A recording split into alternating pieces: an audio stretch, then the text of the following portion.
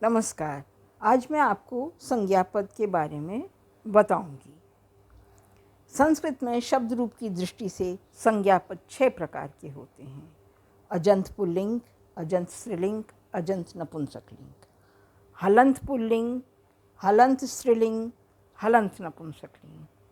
अब यह बताया जा रहा है कि 6 वर्गों में जाने वाले संज्ञा शब्द रूप इस प्रकार हैं।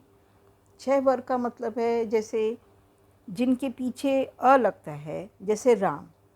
राम शब्द में म हलंत है और उसमें अ जब जोड़ते हैं तब वह पूरा पद बनता है राम।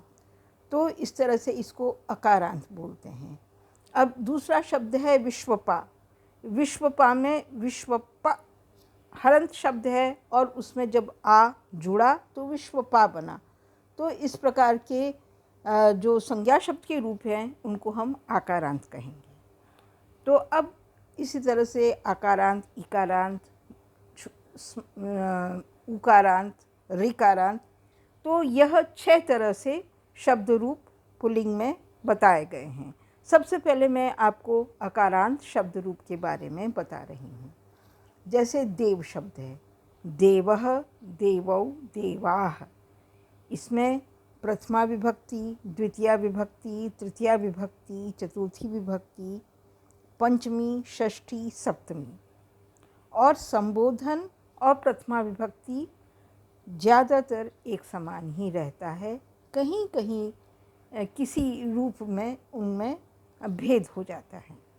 इसलिए इस प्रकार से विभक्तियाँ 7 ही कहलाती हैं, जिन प्रथमा से लेके सप्तमी विभक्ति तक।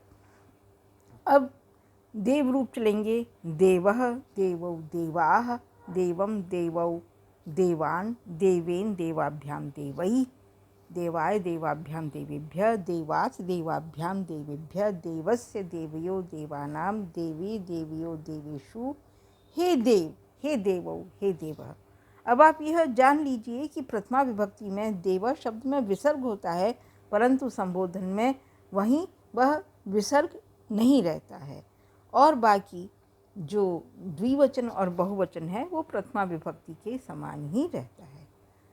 तो देव शब्द की तरह बालक, राम, वृक्ष, सूर्य, असुर, मानव, अश्व, गज और क्षत्रिय, क्षूद्र, शिष्य, छात्र इत्यादि जितने भी अकारांत शब्द हैं उनके रूप देव की तरह ही चलेंगे। अब आप लोग ये मानते हैं कि संस्कृत बहुत कठिन भाषा है। बताइए, अगर आपने एक शब्द रूप अच्छी तरह से याद कर लिया, विभक्ति, हलंत इत्यादि सभी उनकी मात्राओं को, तो आप उस रूप के सहारे कितने सारे अकारांत शब्दों के रूप स्वतः ही लिख सकते हैं। आपको किसी प्रकार की कोई परेशानी नहीं होगी। मुझे लगता है न इंग्लिश भाषा में, और हिंदी तो देवनागरी लिपि है, परंतु संस्कृत में यह बहुत ही सरलता है। और जो बच्चे रूप याद करने से बहुत कतराते हैं वो एक बार एक रूप को ध्यान से याद कर लें। इसमें भी आप देखिए, देवाभ्याम 3 जगह दिया गया है, देवेभ्य 2 जगह दिया गया है।